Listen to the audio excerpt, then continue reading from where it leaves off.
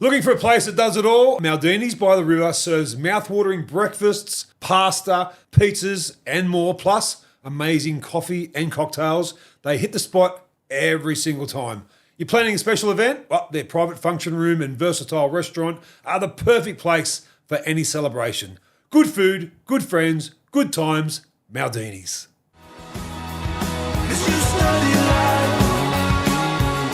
Welcome back to Life in 5, the podcast where we dive into 5 key moments that have shaped some of the most interesting people in sport, media and entertainment. I'm MG, and today's guest has been a trusted face in Australian news for over 3 decades, from early days at 2UE and Channel 7 Adelaide to becoming chief newsreader at 9 News Sydney.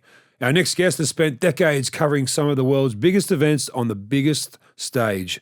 It brings me great pleasure to introduce the one, the only, Ovo, Peter Overton. Mark. Hello, Pete. What a joy to be with you, mate. Oh, mate, our association goes back a long time, and we'll get to that in a minute. How have you been? What have you been up to lately? What's been going on in the Pete Overton world? Well, the Pete Overton world. Well, this is my 35th year at 9. Been reading the news for 17 years. We've just clocked number 1 15 years in a row, which is fantastic for the team. That's how I think as a team, that I represent my team or the team every night. They're not my team, they're the team. So helicopter pilots, producers, chiefs of staff, graphic artists, that's my job every night, to tie a bow around their good work. So that's the work front. The home front, I've been married to Jessica over 20 years now, couldn't be happier. 2 beautiful daughters, Allegra and Giselle, which we'll talk about. Yep. HSC, that's the vortex we're in at the moment. Oh, yes. Been there, done that, I would imagine, MG. Me? Yeah. Oh, come on. I didn't, not you doing the HSC. No, only joking. But no, we're in the middle of that, and we've already awarded a 100 ATAR to our daughter because she's got to year 12. Yeah, that's exactly. That's all that matters. That's too many parents, the pressure they put on their kids drives me spare. Yeah. Drives me spare. The HSC does not define your future.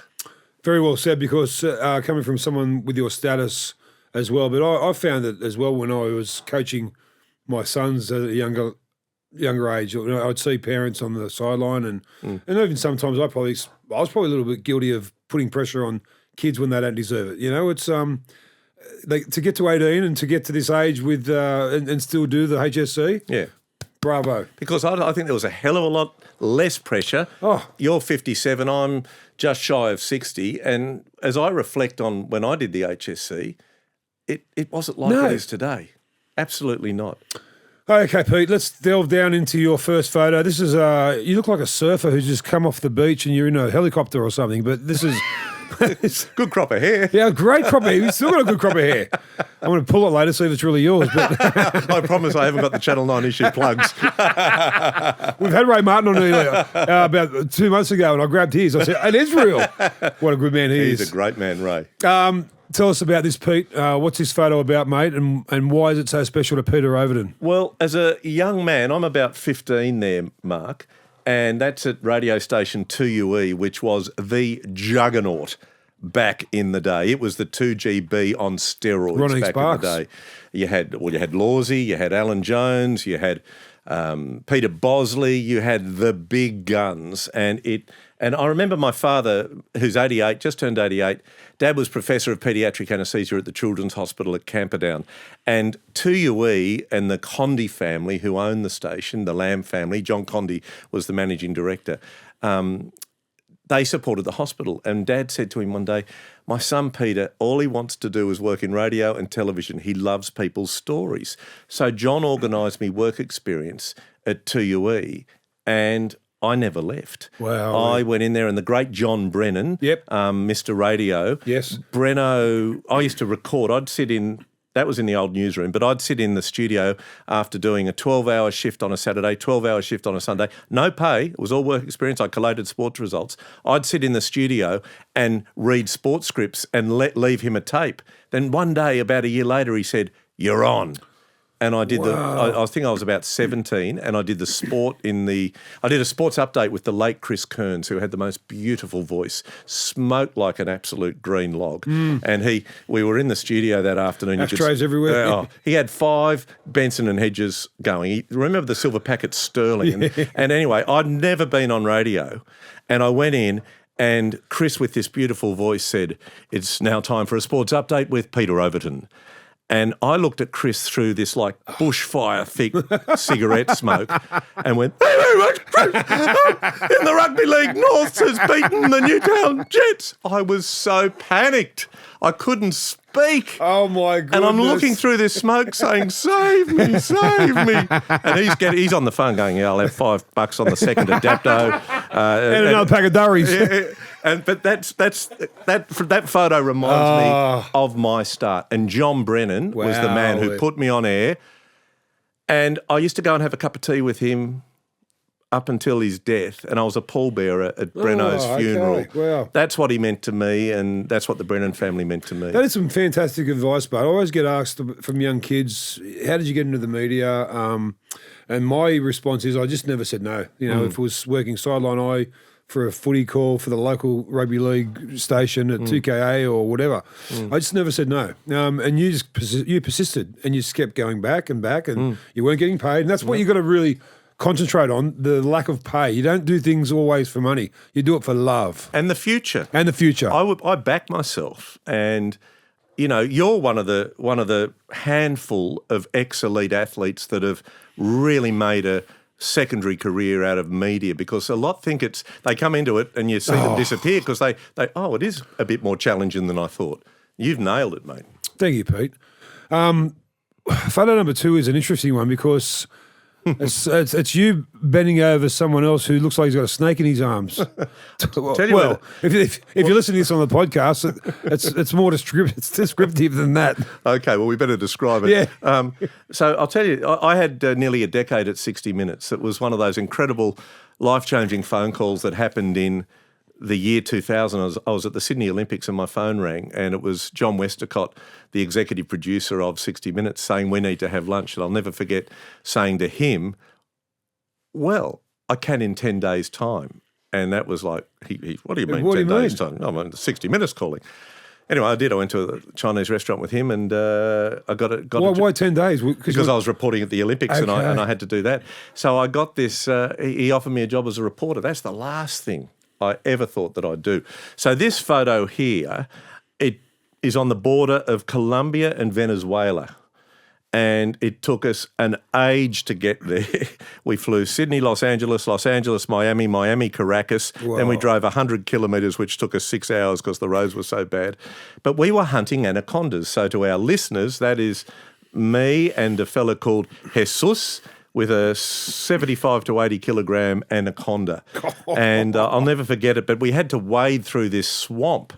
And the camera crew, Nick Lee and Mickey Breen and the producer Hamish Thompson, they were standing on a big mound, and we had to walk through this swamp, and there were caimans, which are like alligators. They're alligators on the banks. There's piranhas in the water, and he's in bare feet feeling for the scales of an anaconda. And we've got a stick, and I'm thinking, what am I doing? But it was that bulletproof mentality that we had as 60 Minutes reporters, that we'll be right. The caimans will be fine. They won't attack us. We'll be fine. Anyway, we're walking through. I'm in waders. He's got his bare feet feeling for the scales. And I've got this stick keeping my balance. And suddenly, and remember, his name is Jesus, spelt Jesus. Yep. So the camera crew's up on a mound, filming on a long lens, the Gutless Wonders, and I'm got a radio mic on, and my stick snaps, and I go, "Jesus!" And he goes, "Yes." Yes, Mr. Peter. But it was one of the, why I picked that photo, it's got so many memories of the great adventures that I had at 60 Minutes, whether it was in Africa. You know, I've been to Uganda, Ethiopia, Kenya, Angola, Namibia, South Africa 100 times. I've been so lucky on my adventures, so lucky on my travels. You know, who gets to go to Colombia and Venezuela? What? I've been all over Europe a million times. I've covered September 11. I'll never forget that that morning. We arrived in New York about 10 days later, maybe it was a week later, and I was with my crew, Julian Kress, Paul Bucock, I think was the cameraman, and Alex Garipoli, and we arrived on a Saturday night and we had to file for the next week, and we had, it was hard. New York was on edge.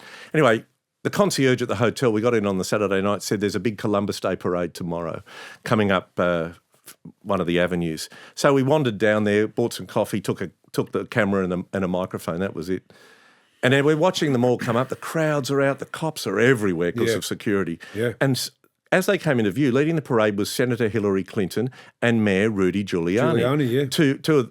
The mayor was the biggest name in town other than Osama bin Laden at the time. His management of that was amazing. And anyway, I said to the boys, very Australian, let's just jump under the barriers and we'll get a quick interview. I didn't think of anything else except getting the interview. So we jumped under the barriers through these cops' legs, and I'm screaming out, Mrs. Clinton, 60 Minutes Australia, 60 Minutes Australia. And this Secret Service type guy had his nose, I can still feel his nose touching my nose, pushing me back up, going, get back. He was furious. I thought, God, am I going to feel a Glock or something in my gut soon? What's going on? Suddenly, Mrs. Clinton, 60 Minutes Australia, can we get a quick chat? Suddenly she says, 60 Minutes Australia, we love Australia, of course. So I said to this bloke, see you later. Stop it. And I'm there walking up Fifth Avenue or whatever with my arm around Hillary Clinton, and she says, so I interview her. She says, would you like to talk to the mayor? Of course. What? So then I swig in, talk to the mayor, and then I hear, 60 Minutes Australia, you've got the two biggest interviews in the world today. And that was the communications director. And we went back and under the barriers and said, we got a story now. What the hell? Yeah. So that photo doesn't necessarily, that just represents part of my 60 Minutes career, which I loved. I loved. Well, you cut out kind of the 10-year period there when you went from radio into TV. I think you started in 91 at Channel 9 here in Sydney. And your next photo is of one of the legends of Channel 9, the great Brian Henderson. Before we get on to Brian and why this photo is so meaningful for you, when you got out of radio, what drew you to TV? What made you go from that avenue to the other avenue of the TV avenue? Because we know it's a lot different. Radio is a lot more immediate. Yes. TV is a lot more hurry up and wait. Well, I didn't land a full-time job at 2UE. I did an economics degree at Macquarie University and hoped to work in radio, but it didn't happen. But at the same time, one of those wonderful sliding doors moments, the late Graham McNeice, another extraordinary mentor, delivered eulogy at his funeral recently. Wow. He had started Club Superstation, which was a satellite broadcasting service, and they had some horse racing and greyhounds. Yeah. He said, we need a young sports reporter. So it was like going to become a cadet. But I was thrown in at the deep end. Suddenly I found myself hosting 5-state greyhound racing. Is that Sky News now? It was Sky Racing. Sky Racing? Yeah, and I didn't know the front end of a dog from the back end of a dog. So I'd be there as this 18-year-old going, hello, ladies and gentlemen. Welcome to 5-State Greyhound Racing on Club Superstation. I'm your host, Peter Overton. Tonight we've got an updated market now on the first at Wentworth Park. 5 to 1, 10 to 1, 6 to 1, 7 to 1. About to jump at the Gabba in Brisbane. Green lights on. No, there's a problem. No, one dog's backed out of the box. We'll go to the dividends now from Angle Park in South Australia. Oh, wow. 225, 26, 20 and 980. About to jump at Wentworth Park. Let's go to Peter Johnson. Green lights on. Lures rolling. We've lost audio. I'm going to have to call it myself. So and how many times did it happen? You call it yourself. Suddenly, I am learning about ad-libbing. Yep. I'm learning about live television. And I don't know that many people were watching, to be frank, which was good. Yeah. It was like being at the University of Television. So I learnt. And it was just tremendous. And Graham was such a wonderful friend, teacher. Mentor. Godfather to our eldest daughter. That's what he meant to me. Far out. Yeah, so that's where I started. And then I got a job at Channel 7 Adelaide as a young bloke in my early 20s reading sport. And then Paul Fenn, Deputy News Director of 9 at the time, rang me and said, we got a job as a sports reporter. This was 91. And I said, okay, I'll give it a 91. go. The start of 91? Was that? I think I started on September 9th, 91. Wow, because just September 22 this year, just recently, we celebrated our 34th year for the grand final win. Did you cover that? 34th year? Yeah, I would have, yes, because I've been at... That's exactly. That's what I'm trying to collate. Doing the numbers. Wow. Oh, talking about this bloke. We'll get back to Hendo in a minute. But you pretty much gave a story every week, Mark, to radio, newspapers, TV. Oh. And anyway, I remember one day, I don't know, the boss said, right, find Gaia. It was okay, righto. Mobile phones had just come in and I got onto you. Yep. And you said, yeah, mate, I'll be at Penrith. I'm at Penrith. So we jumped in the helicopter and we flew to Penrith. We landed on the Oval. I get out. The mobile phone's on a brick this big, strap, dislocated shoulder. Righto, Mark, we're here at Penrith. It's Peter Overton, mate. Oh, I'm at Rose Hill. I'm at my manager's at Rose Hill. Oh, mate, okay. I was a Beavers, Wayne Beavers. The late Wayne Beavers. Put the phone down. We'll fly to Rose Hill. Start the chopper again. Rose Hill. Get the brick out. Hey, MG, it's Peter, mate. We're here. We're right for the... Oh, mate, I'm on my way back to Penrith. I was like, oh, mate. Back in the helicopter, out to Penrith. I mean, we done the interview, but I think it was at Whale Reserve. I don't know where it was, but anyway, I've got the invoice for the Avgas, mate. $5,000 plus interest. Now we don't fly around like that. But, it's a great happy memory. Yes. Of I'll tell you being true to your word, because I got the interview. It was just a bit of a slog across Sydney and Sydney Air Traffic Control. I think I was going through a bit of a rough stage in my life at that time, and I wanted to make sure that you weren't going down the same avenue as other reporters were. And you promised me you weren't, and you were true to your word as well. That's why you're sitting there today across from me, because I've loved you since that day. As a bloke and as a communicator, and what you see is exactly what you get with Peter Overton. Brian Henderson, obviously a mentor, obviously the best that there's ever been. We lost someone who was very good as well just recently, Roger Clemson, who was synonymous with newsreading. Why and how much of an influence on your career did Brian Henderson have? Well, like you, Mark, I grew up watching Brian, and I can still remember as a young, the way it is. You're spot on.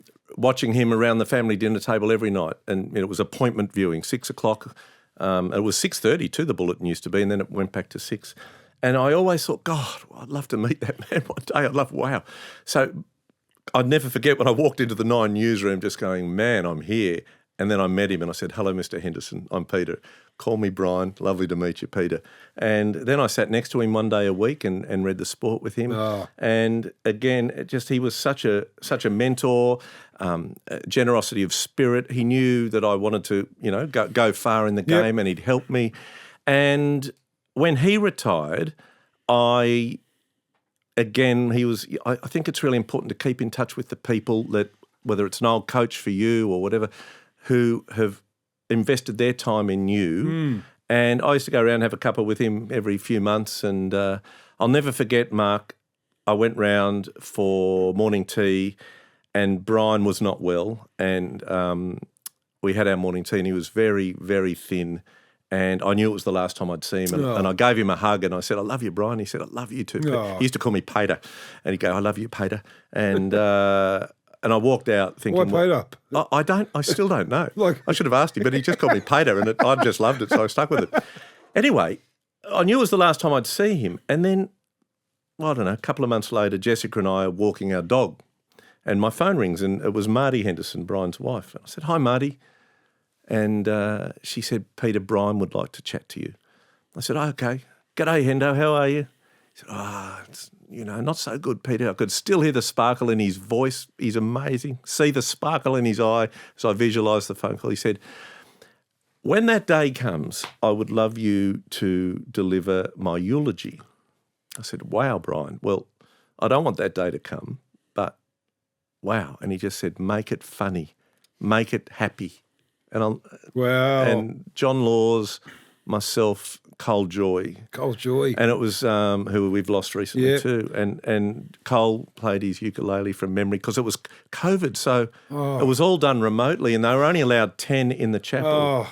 But that's one of the great honours. And again, like Breno, like Graham McNeese, great friendship. You have, And I look at my dad and I look at all the young doctors that he brought through that still ring him and take him out for lunch. And that's something that I tell my kids is that, in life you will meet people who have big impacts and you must keep in touch with them. Fantastic advice. And a trailblazer, because a lot of people didn't know that Brian Henderson was the bandstand, started bandstand back in the Bandstand, 60s. And absolutely. if you ever Google Brian Henderson, go back to where his halcyon days with his, it was like rock and rolling. Yeah. It was amazing. Yeah. Photo number 4 is someone very, very famous, and Nicole Kidman. Yes. I love that photo. It's a great photo of you two. Tell us why this is so special to you, Pete. Well, the Overtons grew up with Nicole, and I picked this photo because I just love the photo, and I love Nicole. We grew up, I've known her since I was probably 5 years old, so more than 50 years. And as families, we still catch up every year when they're out from America. And that was South by Southwest a couple of years ago. And Nicole was the guest, the keynote guest speaker. And she asked me to, if I would interview her. Oh, wow. So we did in front of a live audience. And I'll never forget the challenge. That was backstage just before we went out. The challenge was there was the writers' strike in Hollywood. Oh. So I'd had these meetings with her team in America on Zoom about how Can't say. so I couldn't mention productions. There was so many. Not the team just said you can't because it's violation. Exactly, and the unions, will not be happy. We'd workshopped previously how we were doing it, and we did an hour's chat, and it was just wonderful. But it was a real challenge for her and for me, you, of course. But she is a great person. One of our all-time best exports. And just so giving, so generous of spirit, lovely mum and lovely friend to our family. And, I just love that photo. It's just happy. She is, as I just said, one of our finest exports. And every time I think of my childhood, I think of her and Kylie Minogue as the two girls who are around my age who stand out as unbelievable ambassadors for our country. Yeah, absolutely. They love Australia. Yeah. And they sell Australia through their work and through who they are. We get to your fifth and final photo, Pete, and obviously the smile on this one is broader than most because we're going to do a bit of a 5A and 5B here because we're going to start with your beautiful bride, and then what happens when a husband and bride love each other. Oh, you're so delicate. That's the love of my life. Oh, yeah. The beautiful Jessica. What a woman. She is a great, she is, I call her an enthusiast for life. She sees the bright side of everything, even when things are tough. And she's had tough times in her career, but she could always find the bright side. And we are very different people. She's eccentric. Yin and yang. But it works, right? It works. And I'll never forget, she did work experience with me. I vaguely remember it as years and years and years as a young sports reporter. And then we met, I think, 2001 again, or 2000, I can't remember. And we just got chatting. I think it was at the Logies. And I just started, it was 2001 because I just started at 60 Minutes. And my focus was very much work. No distractions. This is huge. I've got to get this right. Oh, yeah, of course. And anyway, a mutual friend. Do you remember Tony Peters, the sports reporter from Channel 10? Peter Peters' brother. Yeah. So I'll get this call one day. Hello. Peter, it's Tony Peters here, mate. How are you? and that's how Tony spoke. Real quick. Yeah. Greek I said, lad. G'day, Tony. Mate, ask Jessica Rowe out on a date. I said, mate, I'm not asking anyone out on a date. I don't want to ask anyone. Oh, come on, mate. Just ask her out. She really liked chatting to you and she's single and just ask her out for dinner, mate. And he kept going. I went, okay. But she's got to ring me. Oh, you play hard to get. Well, within the next 10 minutes. What? So the phone rang. Jessica. I can still see where I was sitting in the old cottage at 60 Minutes and my phone rang. Down the back there, yeah. And I said, hello. And she said, hi, Peter, it's Jessica Rowe. And I said, I like your style. Oh, that is awesome. And we went out that Sunday night for dinner to a restaurant in Balmain, and we've been together ever since. So obviously there's a lot of questions I've got for you here, but, obviously we're both in the media. Have you ever worked for the same network? Yes, Channel 9. She was Today Show host, of course, and that was a really tough time because it was awful. Actually, she was it wasn't good. Okay, and so obviously when you've got two very high profile people who are married, Was it easy to turn off once you got home the news, or would you kind of have an hour you say to each other, let's have a glass of wine, let's talk about our day, and then put it behind us? Well, we were living. Jessica was host with Carl, and from day one she was a target, and she went on maternity leave, and then they told her, you're not coming back to your job. She had very bad postnatal depression, brand new baby. So we lived and breathed that. But since she left, she's reinvented herself, and that was, in round numbers, 18 years ago. Yeah. She is absolutely having the time of her life. To answer your question directly, we hardly talk about TV. I might say, oh, this happened today or this, but our focus is way outside of television.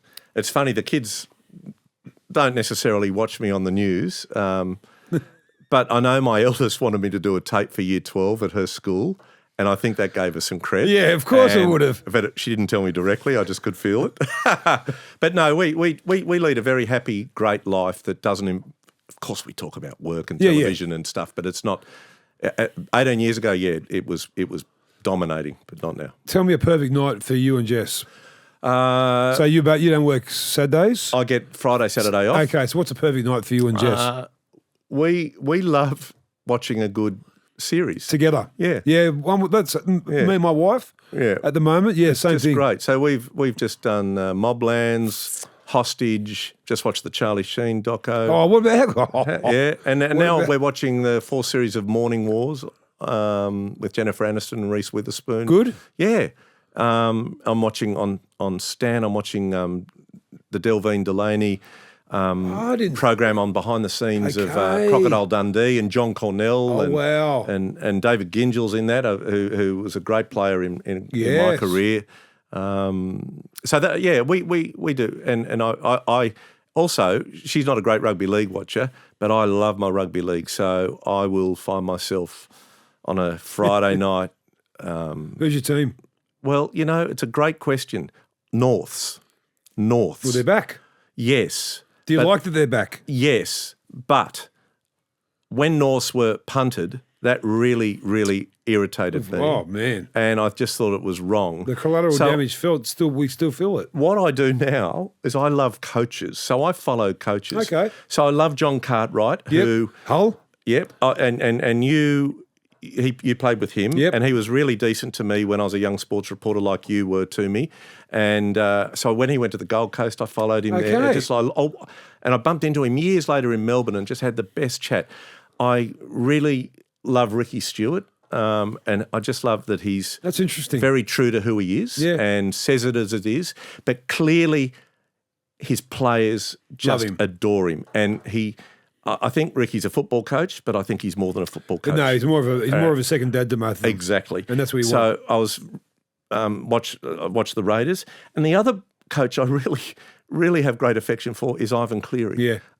Ivan, again, when I was a sports reporter, was a player for the Bears, for the Roosters, the Warriors.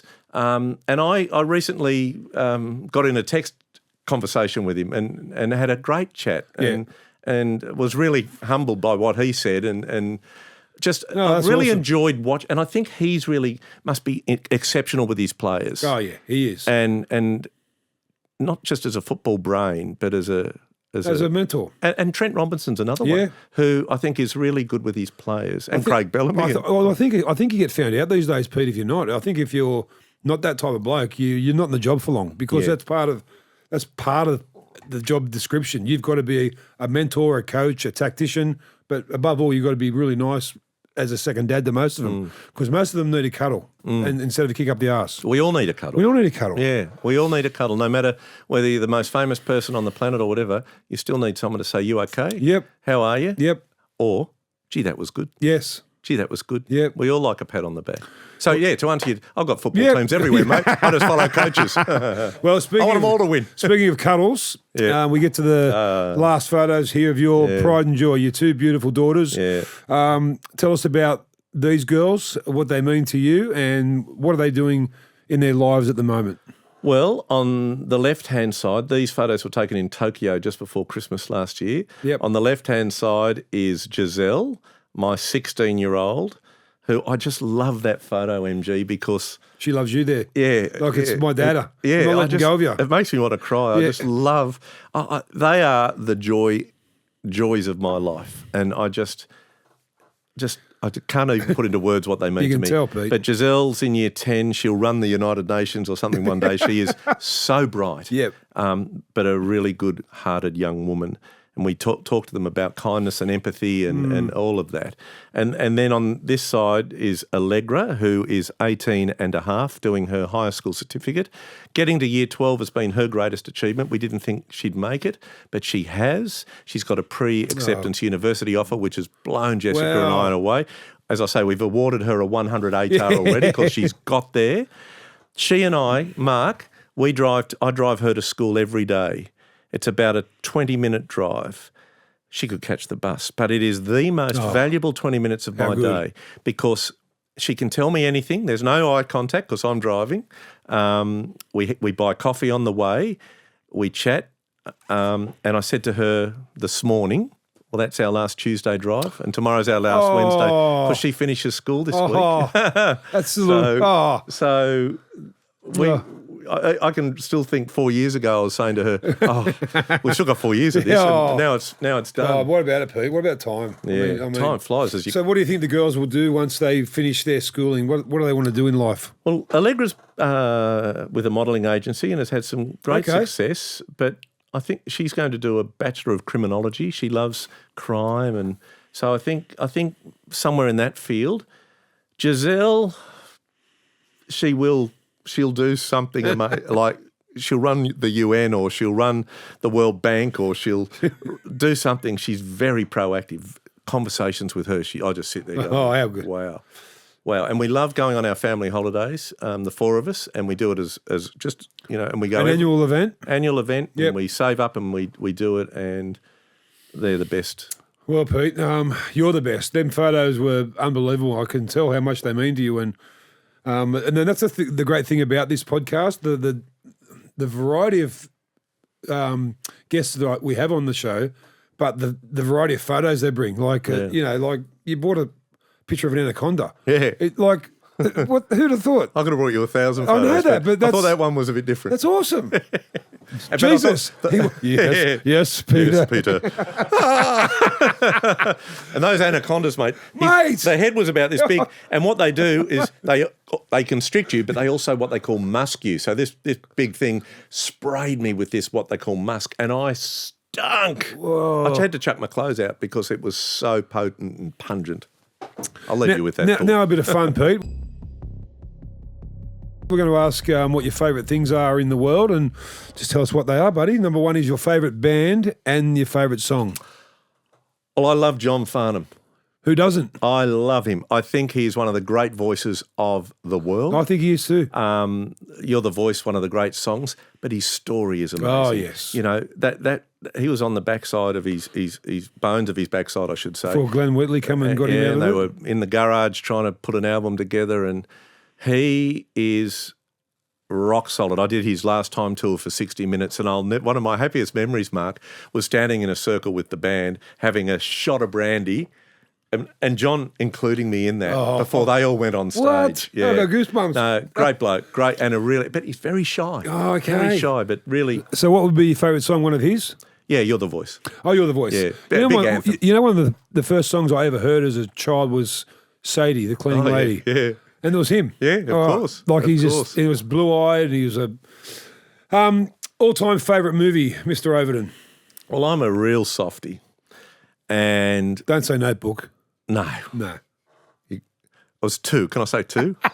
Love Actually and Notting Hill. Oh, Notting Hill's the greatest movie. Giselle and I have watched Notting Hill 40 times. How good's Notting Hill? And I love Actually because it's just, I don't know, it's happy. We need happiness, so maybe that's why I go down those paths. I'm with you, buddy. Yeah. I don't mind having a little tear when I watch movies. Yeah, I love them. Even some cartoons now that I'm watching, I'm going, gee, what's going on? That no one's looking at me. Back onto the, obviously when we were growing up, you couldn't stream things and there was TV shows we'd watch. And have you got a favourite all-time TV show? Well, Nine News, of course. Number one, yes, with a bullet. And that's as a kid, I've never. You love the news as a kid. Yeah. I love people's stories, love stories.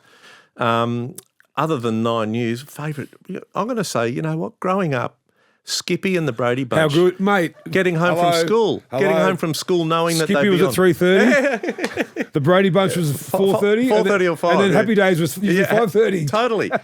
So isn't that interesting? We are reflecting on our childhood favourite shows, and but I know they made me happy, and they were great escapism, and that's why you're watching these movies now. Totally, the synergy's there. Totally. I'm saying that rugby league's your favourite sport. Well, or is it? Yeah. I love league. I love union. I love cricket, and I play tennis. I love good tennis. for your fitness. Love it. I had a hip replacement. Need a new knee. Dear Adam McDougall texted me this morning about giving me some good advice about my knee. Really? Yeah. Mad dog. Yeah, because I met him through the Mark Hughes Foundation. Yes. I host their balls, but I love tennis. And one of the highlights of my life was there used to be the Starlight Tennis Day, and when it was at its prime, is that Kooyong? No, it used to be held at Sydney Olympic Park. Okay, yep. And I was playing a lot of tennis, and I was at 60 Minutes and they paired me up with the reigning world number one, Leighton Hewitt. Wow. And I partnered him and we made the final with no help from me against Pat Rafter and someone from Home and Away. And anyway, there's probably 4,000 or 5,000 in the stands and I had the classic just choked big time. Is there any audio? Is there any vision of that anywhere? I don't know, but it was one of the great moments, and I still have a great photo of Leighton and myself. World number one he was. Oh, wow. He was such a good player in the day. He's just so tenacious. And fast. Yes. God. Well, you've been caught in Colombia for doing something wrong, probably trying to kissing the snake. Ex-kissing snakes. You're on death row, mate, unfortunately. What's your last meal on our fine earth that you're going to have, and what are you going to wash it down with? Well, Jessica is not the finest cook. So often... You want me to cut that out? No. So I think our record's 30 spag bowls in a row. So I'm not having that on death row. But she says, sometimes, what would you like for dinner? And I say, could we please just have chicken schnitzel and coleslaw? Oh. I love it. That's... Washed down by a great Pinot. Oh. I love a Pinot. Pinot Noir. Oh, Pinot Noir, yeah. I love a light red. Okay. Yeah, love a light red. You're in luck today, Pete, because not only is Peter Overton, this is your life in 5, but thanks to Lily Pilly, we have a nice little red and a nice little white for you, my friend. Ah, how beautiful. Thank you very much, MG. And Pete. Family-owned Lily Pilly Leighton, Australia. Yep, they're a fantastic family, the Famuras, and thank you, buddy, for your time, and I really appreciate you coming in. So good to see you. You too, buddy. So good to see you. Thanks, mate. Thanks, Pete. Bye, mate.